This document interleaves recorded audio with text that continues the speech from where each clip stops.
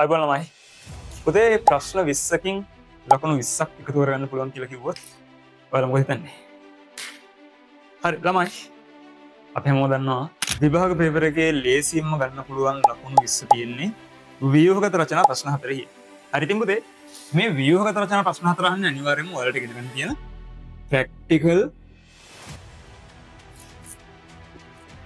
දැනුමේ. හරි ඉතින් මේ වෙද්දිත් ඔයාලා මේ ප්‍රැක්ටිකල් ටික අනිවාර්යෙන්ම ඉගෙනගෙන ඇති. එහෙම නැත්තම් පුතේ මේ ප්‍රැක්ටිකල් ඔක්කොටම අදාළ තියරි ටික ඒ වගේම ඩිස්කෂන් ටික මම අපේ ටෙලිග්‍රෑම් channel එකට දාලා තියෙනවා. ඩිස්ක්‍රිප්ෂන් එකේ link එක තියෙනවා. ඔයාලට ඒ ටික ඕන වෙලාවක බලන්න පුළුවන්. හරි. හෙට අපි කරන්න යන්නේ මේ ප්‍රැක්ටිකල් ටික ඉගෙන ගන්න එක නෙමෙයි ළමයි.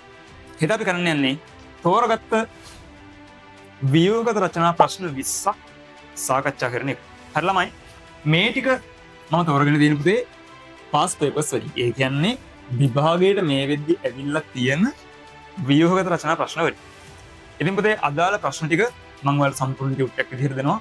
හෙට උදේට පුතේ ටෙලිග්‍රෑම් channel එකෙන් උඹලට මේ ටියුට් එක ගන්න පුළුවන්. සෙමිනාර් එක වෙලාවේදී අපි කරන්න යන්නේ මේ ප්‍රශ්න 20 සාකච්ඡා කරන එක. හරි. එතකොට සාමාන්‍යයෙන් මේ ව්‍යුහගත රචනා ප්‍රශ්නයක් හදන්න ඔයාලට ආසන්න වශයෙන් විනාඩි 15ක විතර කාලයක් හම්බෙනවා. මට එච්චර කාලයක් සෙමිනාර් එක තුල දෙන්න වෙන්නේ නැහැ.